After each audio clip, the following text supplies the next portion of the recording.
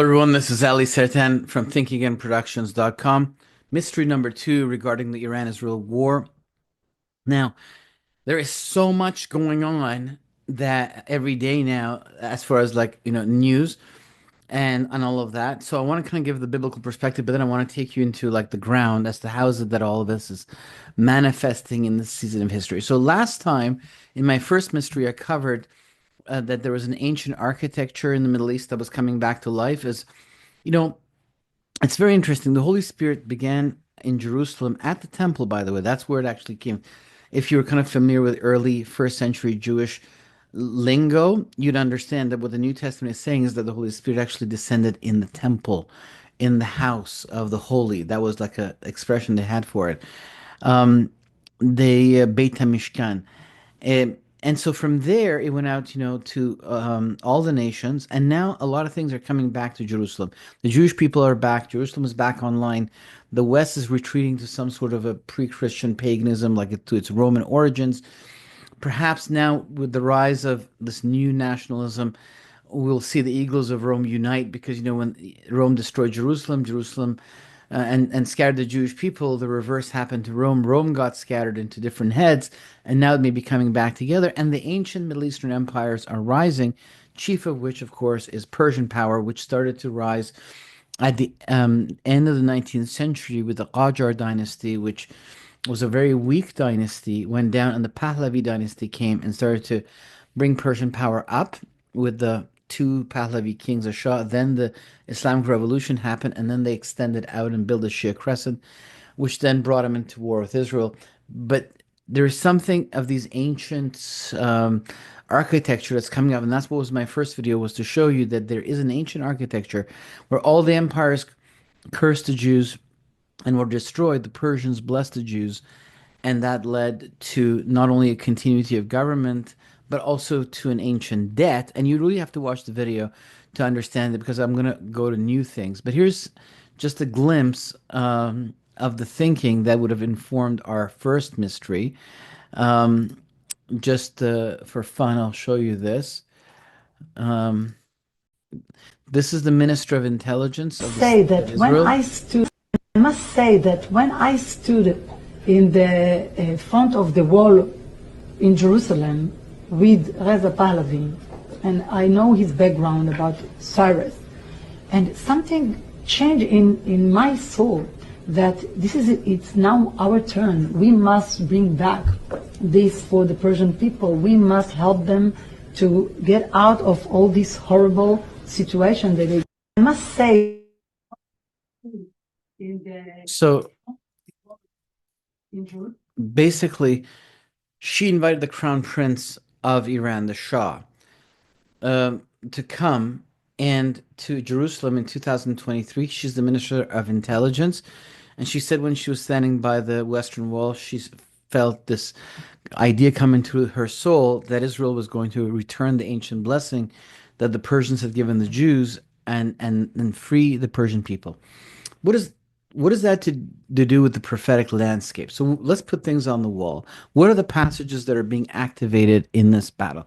First, there is this ancient mystery of the relationship between the Persians and Jews that I talked about in the first video. You can watch here. Second, we know that Ezekiel 38:39, the war of Gog and Magog, has a list of nations, and in there is Paras, which is the Hebrew for Persia, and it translates to modern day Iran, since that was the name of Iran until 1936, when the king decided to change it from Persia to Iran because he wanted to modernize the country with a modern brand for the modern world. The industrial age was upon us, and he wanted Iran to join the industrial age. And you think, wait a second, if the Ayatollahs are being defeated by Israel and an ancient blessing is descending on the Iranian people who had helped the Jews, and now they're getting that back, what about this war? I mean, don't we haven't we told, like, are we not going to go to Ezekiel 38:39?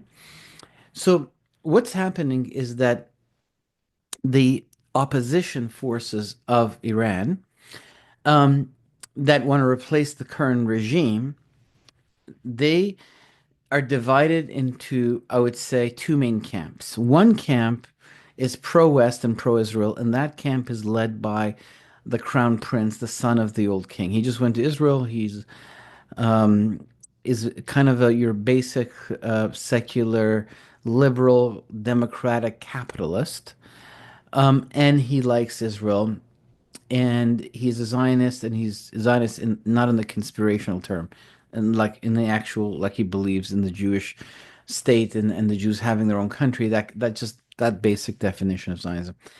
And so he's wants to sign the Cyrus Accords, which have already been written up actually, which is kind of a mirror of the Abraham Accords, but with Iran. And he wants to bring Israeli technology quickly into the country to deal with the drought problem, since the Jews have been able to make the desert bloom. And that's great. But the rest of the opposition in Iran is leans to the left of the political spectrum and draws from variations of Marxism. And therefore, what they say is that, yes, we don't like Islamic government. In fact, that is what brings all the opposition together, which is secularism. That's what all the opposition figures agree on, that it's going to be a non-Islamic government. And since 80% of the country or more, 85, is against the government, and since 70% no longer consider themselves to be Muslim, they're divided between the explosion of Christianity, the return to Zoroastrianism, the pre-Islamic religion of Iran, and the atheism and agnosticism. Um, so Islam is no longer part of the equation of power in Iran. It's now the religion of a small group of people, and the ones that had this idea that they were going to destroy Israel, and the 12th Imam would appear, and then they would unleash an apocalyptic war against the United States. Well, if you're watching the news these days, you know that they're basically done. They're losing very rapidly, and I'm going to talk about some of the latest in that front later on in the video, but I want to finish the biblical mysteries. So the idea here is that they are the left, they draw from the left of the political spectrum, all of these guys in the opposition, which means that they say, we don't like Islam, but they see Israel through the eyes of the global left, right?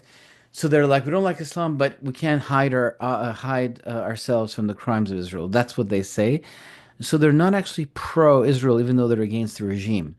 So the opposition in Iran is divided between these two. Now, the way it's panning out is that the crown prince is not presenting himself as a monarchist who's going to bring about the royal family and all. No, that's the country has gone once and for all past that model. He's positioning himself as the transition leader for stability's sake, and the opposition is falling in line behind him, which with the understanding that they're going to have a considerable amount of power and say. And his plan, if he can pull it off, I mean, it's very, very nice if he can, is that he's going to bring about the transition is going to happen. He's going to set up political offices that are going to come up with different forms of governance, from constitutional monarchy to republic to parliamentary democracy to federalism. And then there's going to be a referendum, and people are going to choose the kind of government they want, and whatever the choice is, he's going to accept it. So if we go towards a constitutional monarchy, which is probably the number one choice, like kind of like Great Britain, where there is this royal crown, which is part of the heritage of Great Britain, which once was, I guess I should call it the United Kingdom, which was once the Great Britain, the UK. And the Iran has 2,500 years of monarchy, and therefore it will want that to be part of its symbolism. And he may become a symbolic monarch. He may transition into that role. But the parliament will run the country, and there will be a political party that will represent, I guess, his political thinking, and kind of a pro-West, pro-Israel, party. But there'll be tons of political parties in the parliament that will be on the left of the political spectrum and will not like Israel. And the Marxist Islamic Alliance, the two anti-Messiah, anti-Christ spirits that are competing with Israel. What's that all about? Let me open that up to you for a second. So anyway, they could form an alliance with the Muslim Brotherhood and set up, because Turkey is Muslim Brotherhood, and so is Qatar, and they could now go in league with the left wing of the emerging Iranian parliament and now form the army of Gog and Magog, and Iran would be part of it again, right?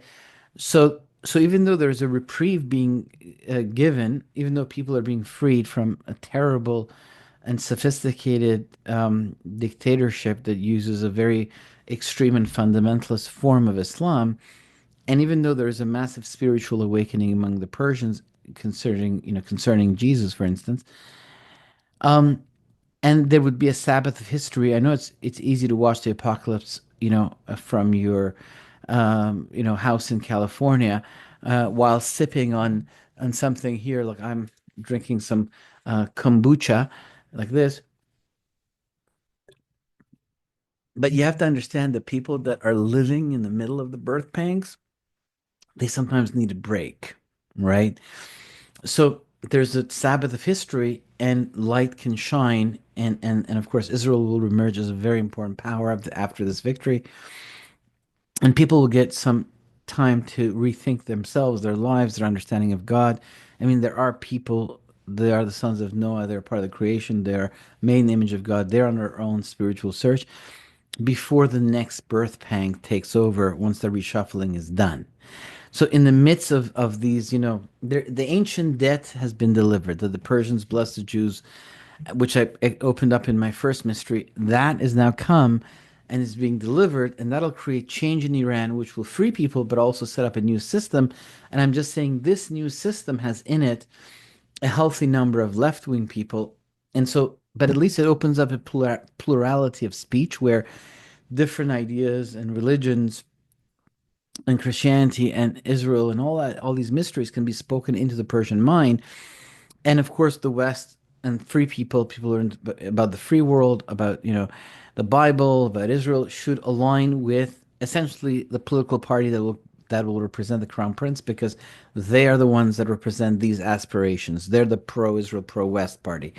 The group that's going to be on the left of the political spectrum and align with the Islamic Marxist alliance that has now that took down the king of Iran in 1979 and is now extended into the European parliaments and in the Progressive Party of the United States, and has, a very strong hold in Canada and Australia. There will be a section in the parliament that will align with them, and of course you don't want that, right? If that's not what you think about. So what's all that Islamic Marxist alliance and all that stuff about? So it has to do with the battle of utopias. You see, when you look at um, what is it that Hitler, gave presented to people? It was called the Third Reich, and it was supposed to be a 1,000-year kingdom because he was competing with the 1,000 reign, a millennial reign of Christ, of Jesus, of the Messiah, as per the Book of Revelation. And the master race was supposed to, replace the chosen people. Um, and so the Third Reich, the Messianic kingdom. So as the British said they're going to give back a piece of this land to the Jewish people, actually they're going to actually originally give back the entire biblical parameters of the land. But Hajj al-Husseini decided that, he was going to go see Hitler, make a deal with him and say, I'll kill all the Jews in the Middle East, give me what I need. And Hajj al-Husseini created a series of uprisings in the British-controlled Holy Land, British-controlled Israel, or was called Palestine at that time because of a Roman emperor who in 134 of the Christian era, of the Common Era of AD, had renamed that land from the province of Judea to the province of Palestina because the Jews had mounted a rebellion to take Jerusalem and rebuild the temple, and he wanted to squash their aspirations once and for all. So he built a temple to Jupiter on the Temple Mount. Aelina Capitolina, he called it. The Temple Mount was to be dedicated to the gods of the Roman capital, a chief of which was Jupiter. And from there, he renamed the province Palestina. Everybody knew this was the province of Judea. It was a land of Israel. That just became its name. He wanted to take the name of one of their enemies, the Philistines, and put it on that jurisdiction in Roman maps. And that eventually kind of went into Christian writing. So older Christian Bibles would say Palestine, which meant Israel. And that's why when the Jews came back, the Arabs who lived there, they used to say, don't call us Palestinians, that's the Jews. They were Arabs from Egypt, Arabs from Syria, Arabs from Jordan.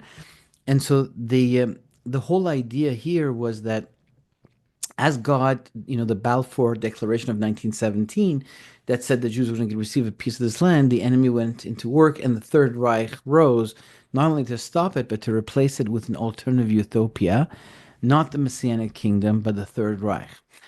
Then you have the Caliphate of Islam, which sees the birth of Israel as a theological threat to the concept of Islam to create the universal religion of the human race and to bring about a global caliphate. Again, not the Messianic kingdom, but the caliphate. That's their idea.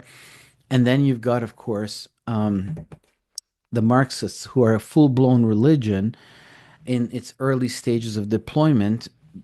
And it kind of reminds me of the kind of religion we see in the book of Enoch, of these sciences delivered by fallen angels, which form the building blocks of an esoteric religion like AI, the mixing of biology and technology, the fourth industrial revolution. It looks like science, but it's the building blocks of a utopia proposed to the human race. And all of these utopia models, Nazism, Marxism, Islamism, all of these three, they compete with the vision of the prophets of Israel and the birth of the Jews existing in this land in Jerusalem, a stone throw from the Temple Mount, puts a lot of flesh on the bones of the ancient writings and signals to the spiritual enemy that that's where history is headed. So, in order to first implement their own utopia model, they have to first destroy the vision of the prophets of Israel by killing the Jews, by throwing them in the sea, by attacking them. But every time they've been doing it since 1948, they've failed,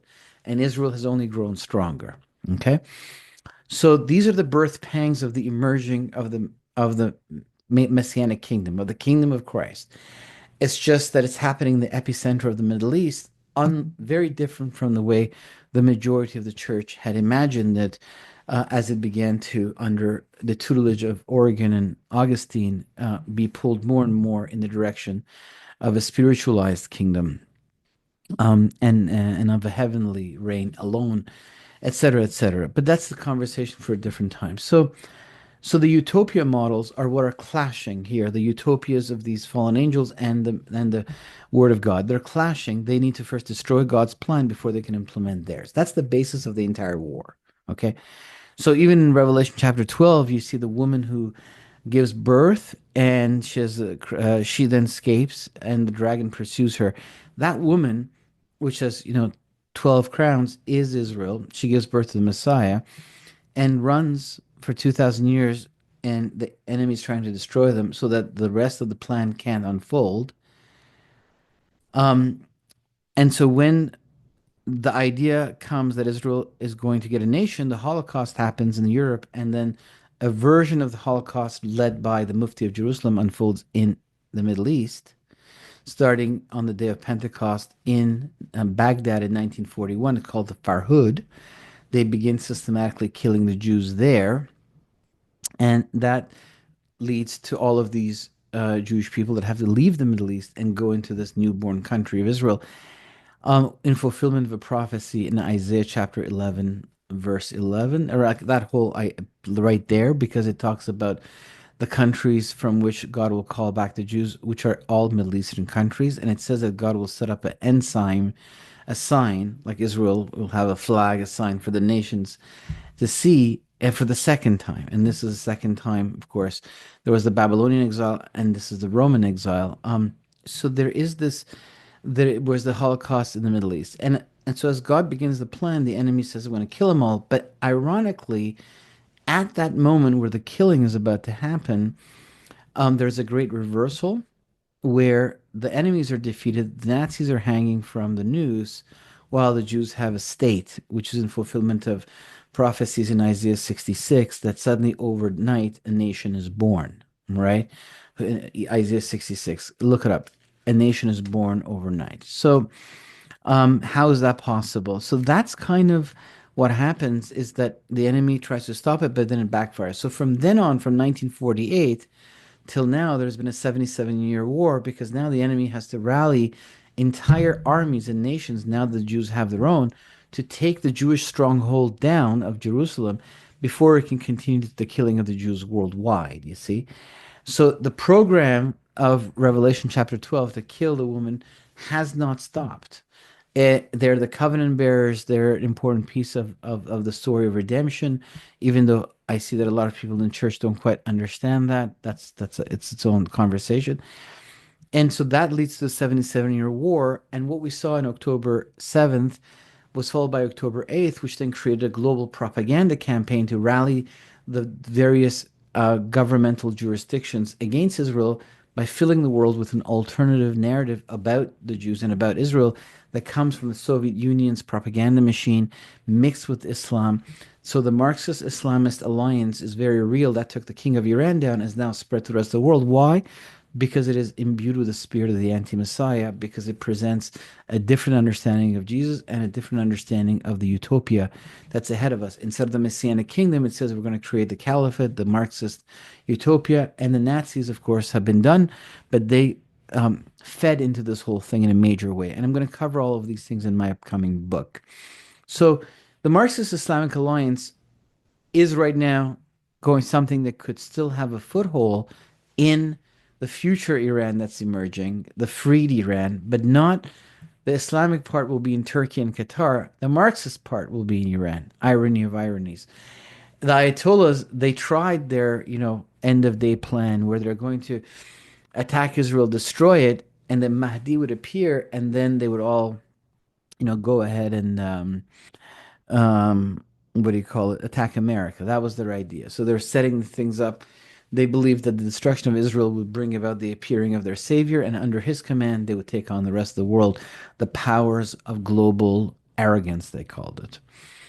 And so that project unfortunately didn't happen. Israel disrupted it by once it got intelligence that there was nuclear bombs being built, six of them, and more ballistic missiles. And since they had already launched ballistic missiles in April and October of 2024, Israel took their religion now seriously, that these guys really want to kill us. So we need to get to them before they become strong enough to pull that off. So the blessing came and created a judgment over this darkness, a releasing of the people and of the region that are kept hostage. But at the same time, I'm seeing the opposition of Iran. There's a section that leans towards the free world and Israel, and a section that leans towards this new Islamic Marxist kind of, global conspiracy that's already in America and in Canada and in Australia and in Europe. So don't hold your breath. There'll be a time of peace while these guys reorganize. And this was going to be the second mystery, which is Ezekiel 38, 39. So um, until now, all since 1948, all the wars that have been against Israel essentially fell within the scope of Psalm 83. And that's because um, the Arab nations were only involved. So you have to understand a very important piece of the puzzle that, again, I don't mean to say, oh, so and so doesn't understand it, but I mean, these are common errors I'm seeing. I'm learning all the time myself. It's not an arrogant statement, but it's important to have the right way of, dividing scripture. So there's a difference between the way that the Bible was written through the mind of the Jewish people that God used as his scribes, such as the prophets of the Old Testament, such as Jesus and his disciples, and the Greek foundation of the Western Church, through which a lot of, Westerners, the children of the Romans, who eventually formed the various European countries and then took over lands in North America and eventually, formed, let's say, for instance, the Yankee Republic, with all of its Roman structure and its Senate. The Roman way of reading the Bible, the Greco-Roman way, is different from the way that the Hebrews read the Bible and wrote it. So the way that we're reading the Bible is that every prophecy only has a single fulfillment. But the Hebrew prophetic poetry is a system of pattern. Even Dr. Chuck Missler used to say prophecy is pattern. So Psalm 83 talks about all of these countries attacking Israel that are essentially the countries that border the land of Israel. But that happened when? It happened 3,000 years ago when David's worship leader, Asaph, the cantor of David, wrote it. But it happened also in the time of Nehemiah when he came to rebuild the walls. But it also happened in 70 AD when the Jerusalem and the temple were destroyed and the Roman legions were full of soldiers from that particular nations, even though Rome was the administrative power behind it, but they recruited local people to fight. And my Roman history professor said that's one war those legions were happy to fight because they hated the Jews. So the Psalm 83 activated again. And then since 1948, the wars that Israel has had, the War of Independence in 1948, the War of the Six-Day War, which led to Jerusalem, Gaza, and Judea and Samaria, three pieces of the covenant land coming back into Jewish hands, the land that God had promised Abraham. And then we have the War of 1973, again with Egypt and Syria, again the Yom Kippur War on the appointed day of God. That too was carried out by Psalm 83 nations. So Psalm 83 has been active, but in this war, Iran got involved, which is a country that's mentioned in Ezekiel 38:39, which means what? Which means that the pattern of the prophecy of 38 Ezekiel 38:39 has been activated on October 7th of 2023. It's been a 2-year war, and it's been activated. So now we have entered a new phase of the prophetic unfolding. This phase is disrupted by the ancient blessing, which I covered in Mystery 1, being delivered by Israel, which is freeing the people and providing a Sabbath, but it's at the same time laying the foundational structure, the alliances for Ezekiel 38:39, which is more of a war of nations, not a war of militias. The militias are done. So Turkey and Iran and Qatar, these countries, the Qatar and Turkey will now represent, ironically, the Islamic wing, and Iran has had a withdrawal from Islam, and the Ayatollahs are dying, and so it's the parliament that may have a Marxist presence in it that will be the agent, the part that clicks in, while within the Persian population, you know, the throne of God is being established in hearts and minds as Christianity is exploring, and that brings us to another mystery, which is that of Jeremiah 49, that talks about how the bow of Elam will be destroyed, and all kinds of other things are said there that are very interesting, and I'd like to open that up for you in my next video. I hope that you got something out of this. Now let's focus on the news and the latest. What is going on exactly down there? Well, um, the Israel has carried out a decapitation of the leadership of the IRGC, which is the Islamic Republican Guard. Um, and I'm just going to actually Google the Constitution of Iran and read you what the IRGC uh, is meant to do by constitution, so that you understand what is it that Israel, just took down. So, it says here the IRGC. I'm just scrolling. Here it is, the Constitution. Okay, it says in the Constitution of the Islamic Republic, in the formation and equipping of the country's defense forces, due attention must be paid to faith and ideology as the basic criteria. Accordingly, the Army of the Islamic Republic of Iran and the Islamic Revolutionary Guards Corps, that's the IRGC, are to be organized in conformity with this goal, and they will be responsible not only for guarding and preserving the frontiers of the country, but also for fulfilling the ideological mission of jihad in Allah's way, that is, extending the sovereignty of Allah's law throughout the world. This is in accordance with the Quranic verse, prepare against them whatever force you are able to muster, and strings of horses striking fear into the enemy of Allah and your enemy and others besides them. So Israel just took down the headquarters of the IRGC in Tehran, in the capital, today, and killed around 700 to 1,000 personnel. But this was the dark force that had expanded into the Middle East under the leadership of General Soleimani, whom the United States assassinated under Donald Trump's presidency when he was the 45th president of America. Now it's the 47th year of the Islamic Republic, and the 47th president has come looking for them. And remember that in the book of Daniel, Persia's ram has two horns. The first horn was killed Soleimani. He was the head of the entire military infrastructure.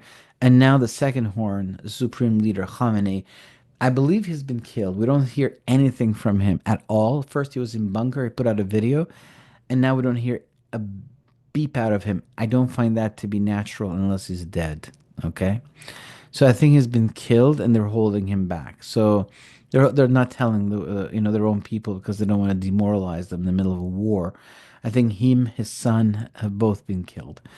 So Israel took down this. Now, it decapitated the leadership first and then took down the building of the IRGC. It has taken down their military compounds. There's 5,000 targets that they could take down, but right now taking down 1,000 targets, military compounds, launchers of ballistic missiles, and they bombarded nuclear facilities. But the United States 2 days ago sent B-2 bombers from Missouri, which refueled 3 times in midair, and a whole game of was created to fool the Iranians as far as like what the intentions of America were, and the entire mission was brilliantly disguised. As they got close to it, 45 Tomahawk missiles were launched from submarines 400 miles away uh, to strike two of Iran's nuclear facilities, Natanz and Isfahan, where uranium enrichment occurred in the building of, the stepping stones to build a bomb, in order to confuse and further hide the B-2 bombers. Israel had been sent 48 hours before into the main nuclear facility of Fordo in order to take down the defenses on the ground, and the B-2 bomber then arrived and dropped its entire payload on this place, which was built half a mile underground in the belly of a mountain, under concrete installation. And so the decapitation of the leadership of the IRGC and of key figures in the government, the assassination of them, the destruction of military compounds and headquarters of the IRGC, the destruction of the nuclear facilities. This is the judgment that swiftly has come down on them after they lost the Shia Crescent and their entire infrastructure in the Middle East.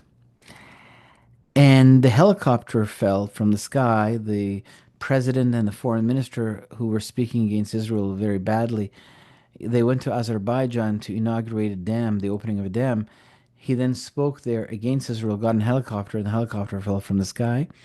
So there's all these like omens on the way, and I'm going to put all of this in my book that's coming.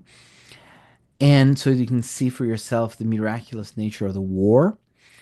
And so this whole thing, this particular operation, Lion Rising, which the Prime Minister of Israel got from the reading from the prophets um, of the week where he was, praying at the Western Wall.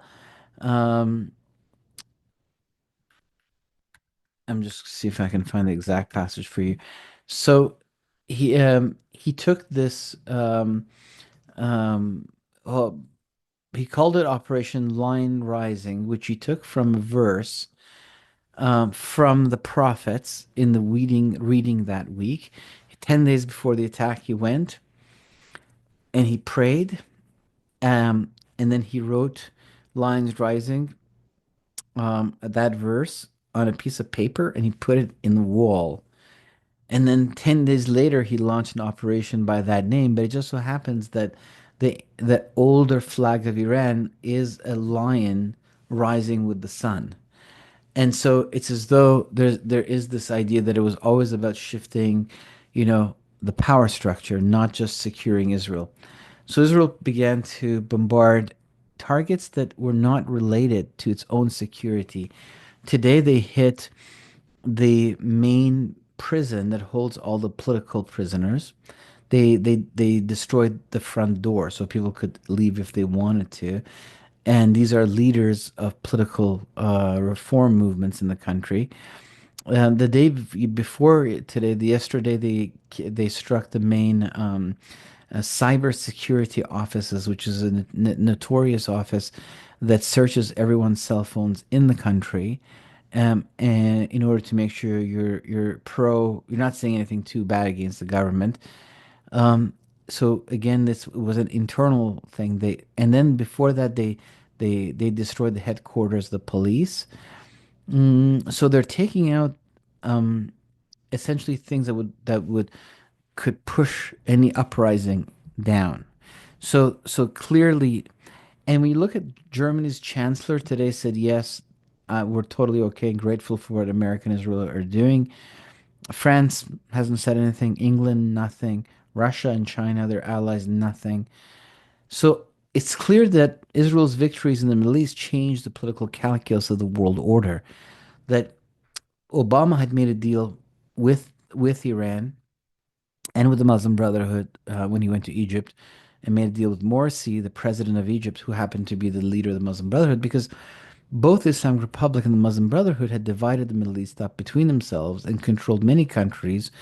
And even though they suppressed their own people, even though they had this Islamic agenda, even though they kept talking about war against Israel, what they provided the world order, the people living in New York and California, buying, kombucha and all that stuff, they were providing us with stability for goods and services to flow, for the stock market to function, for the price of oil to remain reasonable, for the factories of China to send goods to us.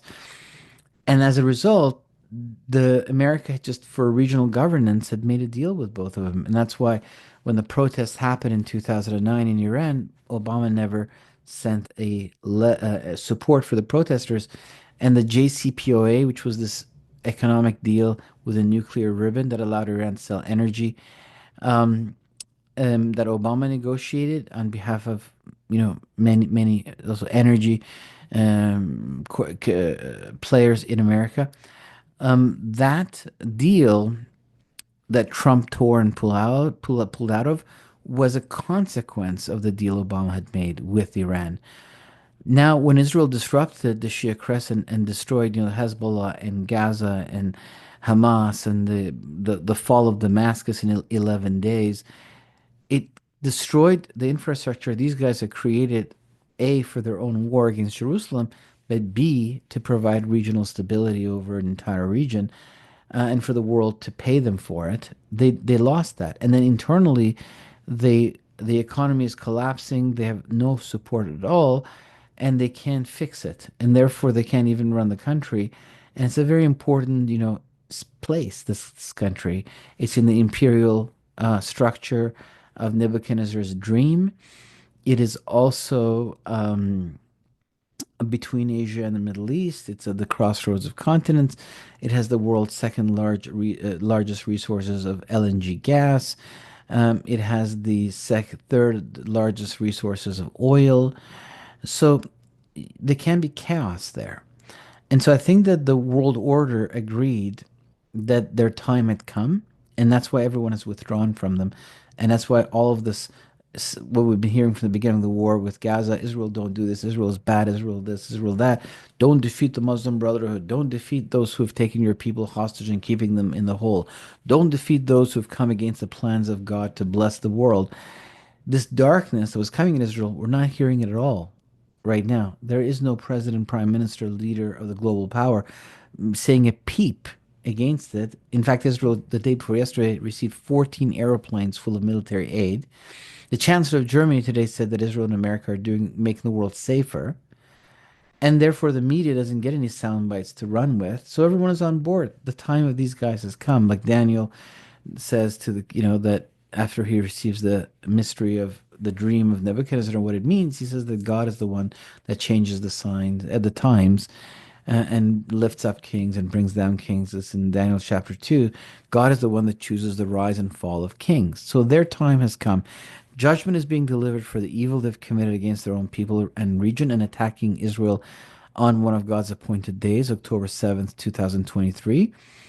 And at the same time, the ancient debt that the Jewish people owed to the people of Persia is being delivered, as the king of Persia was called the Messiah, and his entire line of kings, three of them did great blessings to Israel, and people are being freed. Yet Ezekiel 38:39 is being set up, and the strikes of Israel are well beyond security. They're going for the regime's jugular.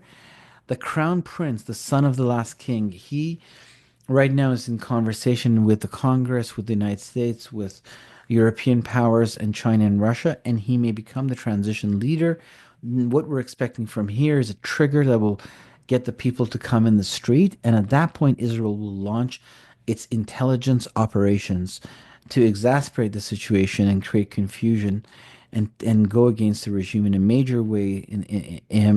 The ambassador of Israel to the United States said on American news a few days ago that the intelligence operation that they have prepared for Iran is going to make the pager operation look like simple stuff. Okay? So let's see what they have planned. But I think we're seeing very rapidly a transition of power that will give freedom and a Sabbath in the Middle East for a period, and it's fulfilling many prophecies. I mean, I'm looking at Jeremiah 49, Ezekiel 38, 39, Daniel chapter 10, the ancient mystery of this, Persian Jewish alliance. There's so much going on here at the same time. It's like the Bible is like activated in a major way. It's all saying, look, we're getting closer to the war of Gog and Magog, and I think that Iran will be set up after a period of peace. In that, there'll be a honeymoon period, and then we'll be ready to move forward to the next step of the birth pangs. It's like even a woman who goes into labor, the birth pangs are not consistent; they accelerate. So I'd say in 1948, the water broke, and we entered the birth pang years. Now these wars are birth pangs, but now, since October 8th, it's gone global. The spirit of the Antichrist is targeting the Jerusalem pillar of the Western world while fighting Israel, physically in the Middle East.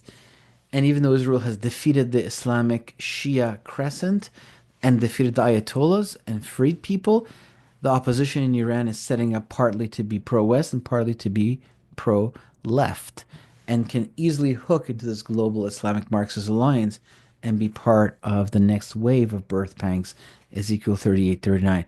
So do not leave your prayer mat and your study of the Bible. Do not get confused and stuck into the world and what it offers. You are the sons of God. You are getting ready for the Messianic kingdom. You are beings who go back to the Garden of Eden. You're made in the image of God. You're in a big story in the middle of the heavens and on the earth. You're an eternal galactic being. I don't know what's the modern way of saying it. Um, I like the idea of sons of God. You're a royal priest getting ready to enter the heavenly Jerusalem and bring the instructions of God to His creation. And of course, it's a great honor, and it means you're very clean and pure by that time that you can stand face to face with God and not be obliterated. So that's the bigger story you're part of. And these signs of the times bring the Bible to life for us and instruct us about what time it is and help us understand where we're going. And so the enemy is trying to derail the plans of God, and God is responding with great force. And so we must teach, we must help people understand, we must share, and we must prepare our souls for the great and terrible day of the Lord. I hope that this message blessed you. Follow me on Patreon, follow me on my website, and make sure to subscribe here. And if you would like, share this with your friends and family. Thank you very much.